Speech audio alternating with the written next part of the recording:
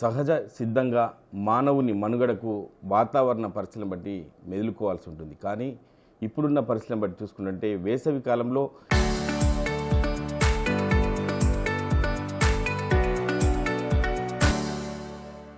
April మాసంలోనే 43 డిగ్రీల ఉష్ణోగ్రతలు నమోదవుతున్నాయి. మే జూన్ రాకముందుకే ఉష్ణోగ్రతలు పెరిగే అవకాశం ఉంది. కాబట్టి ఖచ్చితంగా పరిస్థితులను బట్టి మెదులుకోవాల్సి ఉంటుంది. కాబట్టి దీనికి సంబంధించి లోహిత్ సాయి డాక్టర్ ఎండి అమీర్ శెట్టి భాస్కర్ గారు ఉన్నారు. సార్ని అడిగి తెలుసుకుందాం. ఇప్పుడు పరిస్థితి చూస్తుంటే వాతావరణ పరిస్థితులు కావచ్చు, ఇవన్నీ చూస్తుంటే ఎండలు ఎక్కువ అవుతున్నాయి. కాబట్టి ఎటువంటి జాగ్రత్తలు తీసుకుంటే బాగుంటుంది, ఏం చెప్తారు సార్ ఆ విషయంలో? ముఖ్యంగా ఈ సంవత్సరము ఎండలు చాలా ఎక్కువగా ఉన్నాయి. సో ఇప్పుడు రీసెంట్గానే 42-43 డిగ్రీ సెంటీగ్రేడ్కి వెళ్తున్నాయి అని తెలుస్తుంది. అండ్ ఆ ఎండ వేడి భరించలేక హీట్ స్ట్రోక్తో చాలామంది పేషెంట్లు వస్తున్నారు మన దగ్గరికి.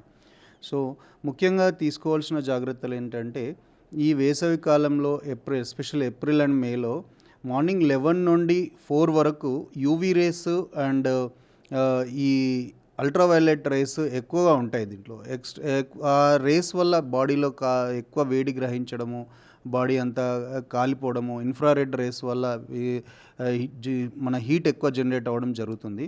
ముఖ్యంగా ఎస్పెషల్లీ తీసుకోవాల్సిన జాగ్రత్తలు ఏంటంటే, ఏ పనులు ఉన్నా 11 నుండి 4 వరకు అవాయిడ్ చేసి, ఏదైనా పని ఉంటే 11లో ఫినిష్ చేసుకోవడం, లేకపోతే తర్వాత 4 తర్వాత చేసుకోవడం మంచిది. తర్వాత ఎండకు బయటకు వెళ్ళినప్పుడు సహజంగా మనం రోజు తాగే నీరు కన్నా డైలీ 3 to 4 లీటర్ వాటర్ తాగడం అవసరము. వాటరే కాకుండా కోకోనట్ వాటర్ కానీ, ఓఆర్ఎస్ లిక్విడ్స్ కానీ, మంచి కొద్ది జ్యూసీ వెజిటేబుల్స్ కానీ, జ్యూసీగా ఉండే ఫ్రూట్స్ కానీ తీసుకోవడం దీనివల్ల మనం ఎండ వేడి నుండి తట్టుకునే అవకాశం ఉంటుంది. అంటే సమాజంలో చూసుకున్నట్టే యూత్ కావచ్చు, ఎక్కువ మద్యానికి బానిసలు అవుతున్నారు. ఆల్కహాల్ తీసుకోవడం వల్ల చాలా ఆరోగ్యంగా క్షీణించే అవకాశం ఉంది. ఎందుకంటే మీరు ట్రీట్మెంట్ చేసే సమయంలో ఆల్కహాల్ ముట్టొద్దని చెప్పి ప్రధానంగా చెప్తుంటారు, కానీ ఆల్కహాల్కి మొగ్గు చూపుతున్నారు. యూత్కి ఏం సందేశం ఇస్తారు సార్? ఎస్పెషల్లీ ఎండాకాలం ఆల్కహాల్ తీసుకున్నారంటే ఆల్రెడీ ఎండల వల్ల, సహజంగా ఉన్న ఎండల వల్ల బాడీ అంతా డిహైడ్రేట్ అవుతుంది. చాలామంది ఏమనుకుంటారంటే, ఆల్కహాల్ ఎండాకాలం బీర్ తాగితేనో, మంచి మందు తాగితేనో వాళ్ళు రీహైడ్రేషన్ అంటే బాడీ కూల్గా ఉంటుంది అనుకుంటారు. ఆల్కహాల్ వల్ల కానీ, లేకపోతే మనం సహజ బయట దొరికే artificial liquids like cool drinks వల్ల కానీ చాలా ప్రమాదం అది. ఆల్కహాల్ తీసుకోవడం వల్ల బాడీలో ఉన్న మంచి సోడియం, పొటాషియం లాంటి, క్లోరైడ్ లాంటి లవణాలు బయటకు వెళ్ళిపోయి బాడీ ఇంకా ఎక్కువ నీరసించిపోయి సన్ స్ట్రోక్ వచ్చే అవకాశాలు ఎక్కువగా ఉంటాయి. సో కంపల్సరీగా యువత మద్యానికి అంటే ఆల్కహాల్ కానీ, స్మోకింగ్ కానీ, కూల్ డ్రింక్స్ కానీ అవి అవాయిడ్ చేయాలి. ఆ ప్లేస్లో లెమన్ జ్యూస్ తాగడం కానీ, లేకపోతే ఓఆర్ఎస్ లిక్విడ్స్ తీసుకోవడం కానీ, కోకోనట్ వాటర్ తీసుకోవడం కానీ చేస్తే మంచిది. ఇంకా ఫ్రూట్స్లో కూడా ఎక్కువ స్పైసీ ఫుడ్డు, మసాలాలు, నాన్ వెజ్ అవి తగ్గించాలి ఎండాకాలం. ఓకే, అదేవిధంగా వయోవృద్ధులు కావచ్చు, చిన్నపిల్లలు కావచ్చు, అంటే వీరికి సంబంధించి ఎటువంటి ఆహార పాత్ర తీసుకోవాలి? ఎందుకంటే బయట తిరగడం వల్ల చిన్నపిల్లలకు పరిస్థితులను బట్టి తెలియదు. అంటే వృద్ధులకు కూడా ఈ యొక్క ఎండను తట్టుకోలేని పరిస్థితి, వడదెబ్బ కూడా చనిపోయిన సందర్భాలు చూస్తున్నాం. వాటికి సంబంధించి ప్రికాషన్స్ ఏమున్నాయి, ఏం చెప్తారు సార్ వాళ్ళ విషయంలో? ఈ ఎండదెబ్బ ఎస్పెషల్లీ మిడిల్ ఏజ్ వాళ్ళకన్నా పిల్లలకు, ప్రెగ్నెంట్స్కి, ఓల్డ్ ఏజ్ వాళ్ళకు 60-70 ఇయర్స్ దాటిన వాళ్ళు చాలా వల్నరేబుల్గా ఉంటారు. అంటే ఈ పిల్లలను, ఎస్పెషల్లీ పిల్లలను, ప్రెగ్నెంట్ ఉమెన్ను, ఎల్డర్ ఏజ్ వాళ్ళను వడదెబ్బ తగలకుండా, ఈవెన్ ఎండ వేడి గాలి కూడా ఇంట్లో ఉన్నా కానీ ఆ విండోస్ నుండి వచ్చే గాలి కానీ, లేకపోతే వేడి గాలి కూడా చాలా ప్రమాదకరం. సో వాళ్ళను ఎస్పెషల్లీ వీలైనంత వరకు నీడకే ఉంచాలి. సీలింగ్ ఫ్యాన్ నుండి వేడి వస్తుందంటే మన ఈ ఫ్యాన్, గోడ ఫ్యాన్ ఉంటుంది కదా, ఆ స్టాండింగ్ ఫ్యాన్ తోటన్నా వాడుకోవాలి. కొంతమంది కూలర్స్ ఇంకా అవైలబుల్ ఉంటే కూలర్స్ వాడుకోవాలి. చల్లటి నీళ్ళు తాగుతుండాలి. ఈ మ్యాక్సిమం వాళ్ళు బయటకు వెళ్ళకుండా, ఈ టైమ్స్లో ఎండ వేడికి బయటకు వెళ్ళకుండానే చూసుకోవాలి. ఓకే, అంటే మీరు చెప్పినప్పుడే ప్రికాషన్స్ వాడుతున్నారు, మిగతా సమయంలో వాళ్ళు ప్రికాషన్స్ వాడకపోవడంలో జబ్బున పడ్డ పేషెంట్లు మీ దగ్గర కూడా వస్తుంటారు.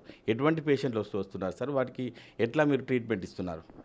ఇప్పుడు మా దగ్గరికి మొన్న ఒక పేషెంట్ వచ్చారు, 70 ఇయర్స్. ఏం లేదు, ముందు రోజు ఒక 3 కిలోమీటర్స్ వాళ్ళ వ్యవసాయ క్షేత్రానికి వెళ్ళి అక్కడ పని చేసుకొని వచ్చాడు. నైట్ ఫీవర్ స్టార్ట్ అయింది. ఫీవర్ మామూలు ఫీవర్ అనుకొని వాళ్ళ ఇంట్లో మందులు వేశారు. తెల్లారి అన్కాన్షియస్ స్టేట్లో మా దగ్గరికి వచ్చాడు. చూస్తే సివియర్ డీహైడ్రేషను, టంగ్ మొత్తం ఎండిపోయి, బాడీ మొత్తం స్కిన్ అంతా ఎండిపోయి ఉంది. సో అలాంటి వాళ్ళు మా దగ్గరికి వచ్చినప్పుడు అది హీట్ స్ట్రోక్ అని వెంటనే డయాగ్నోస్ చేయడం జరిగింది.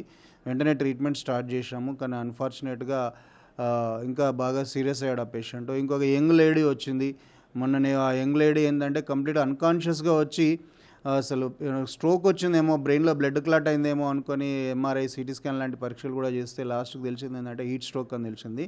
బాడీలో ఉన్న వాటర్ అంతా పోవడం వల్ల బాడీలో రక్తం చిక్కగా అయిపోయి మెదడుకు రక్త సరఫరా ఆగిపోయి, గుండెకు రక్త సరఫరా ఆగిపోయి ప్రాణాల మీదకి వచ్చే అవకాశాలు కూడా ఉన్నాయి. కాబట్టి వీలైనంత తక్కువగా ఎక్స్పోజ్ అవ్వడము చేయాలి వీళ్ళు.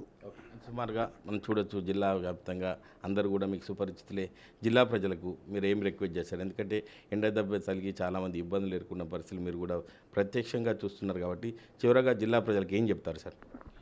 ఎస్పెషల్లీ యాజ్ ఏ డాక్టర్గా నేను ఇచ్చే అడ్వైజ్ ఏంటంటే, బయటకు వీలైనంత వరకు 11 to 4 వరకు బయటకు వెళ్ళకపోవడం మంచిది. ఒకవేళ అత్యవసరంగా వెళ్ళినా కానీ బాడీ మొత్తము కవర్ చేసుకోవాలి. వేడి డైరెక్ట్ ఫేస్కి తగలకుండా, డైరెక్ట్ బాడీకి తగలకుండా మంచి బట్టలు వేసుకోవాలి. వదులుగా ఉండే బట్టలు వేసుకోవాలి. కాటన్ బట్టలు వేసుకోవాలి.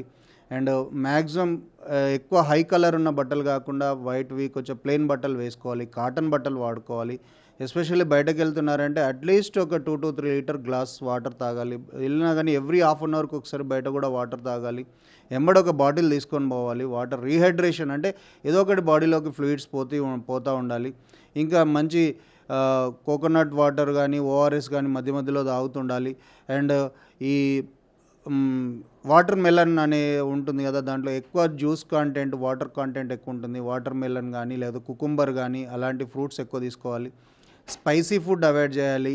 ఎక్కువ స్పైసీ ఉన్న నాన్ వెజ్ లాంటి ఫుడ్స్ అవాయిడ్ చేయాలి. హై మీల్స్ ఎక్కువ తీసుకోవద్దు. ఫ్రీక్వెంట్గా కొంచెం కొంచెం ఫుడ్డే తీసుకోవాలి. అండ్ ఈ ఎస్పెషల్ ఇందాక చెప్పినట్టు ఆల్కహాల్, స్మోకింగ్కి వీలైనంతగా ఈ టైమింగ్స్లో కంపల్సరీగా అవాయిడ్ చేయాలి. సో ఏదైనా అలాంటి లక్షణాలు అనిపించినాయి, మీకు ఎండ దెబ్బ లాంటి లక్షణాలు అనిపించినాయి, పేషెంట్ సడన్గా పడిపోయాడు, సడన్ కళ్ళు తిరిగి పడిపోయాడు అంటే వెంటనే ఆ బాడీ బాగా వేడిగా ఉంటుంది, అతని నీడ ఉన్న పరిసరాలకు తీసుకురావాలి. ఇంకా వీలైతే కూలర్ కిందనో ఏసీ కిందకో తీసుకొచ్చి పెట్టాలి. తర్వాత బాడీ అంతా ఒక చల్లటి బట్ట తీసుకొని బాడీ అంతా తుడవాలి. ఒకవేళ కాన్షియస్గా ఉంటే వాటర్ ఎక్కువ తాగిపించాలి. కాన్షియస్గా లేడు అనుకున్నప్పుడు బాడీ అంతా తుడవాలి. ఎవరైనా డాక్టర్ దగ్గరలో ఉంటే వెంటనే ఐవీ క్యాన్లో పెట్టుకొని ఫ్లూయిడ్స్ ఎక్కియాలి బాడీలోకి. సో ఎన్ఎస్ కానీ, ఆర్ఎల్ కానీ, షుగర్ లేకపోతే 5% డెక్స్ట్రోజ్ కానీ, డిఎన్ఎస్ కానీ ఇలాంటి ఫ్లూయిడ్స్ ఎక్కించినప్పుడు నా బీపీ డౌన్ కాకుండా ప్రాణహాని నుండి కాపాడి దగ్గరలో ఉన్న హాస్పిటల్ తీసుకెళ్తే మనం సేవ్ చేసిన వాళ్ళం అవుతాం. Thank you sir. ఉదయం లేవగానే 11 గంటల నుంచి 4 గంటల మధ్యలో బయటికి వెళ్ళరాదు. వారి యొక్క దేహాన్ని ఖచ్చితంగా చల్లగా ఉండేటట్టు చూసుకోవాలి. ఎమర్జెన్సీ ఉంటేనే బయటికి వెళ్ళాలి తప్ప ఈ యొక్క వడదెబ్బకు బాడీ అనేది ముందుకు వెళ్ళొద్దు. ఖచ్చితంగా అంతర్గతంగానే ఇంట్లో ఉండి తన శరీరాన్ని కాపాడుకోవాలి. ఖచ్చితంగా డాక్టర్స్ ఇచ్చేటువంటి సలహాలు, సూచనలు పాటిస్తూ ముందుకెళ్లాలని చెప్పి doctor Lohit Sai, doctor MD Amir Shetty Bhaskar చెప్తున్నారు. కెమెరామెన్ ఎల్లోరితో మహేష్, హాట్ టీవీ, సిద్దిపేట జిల్లా.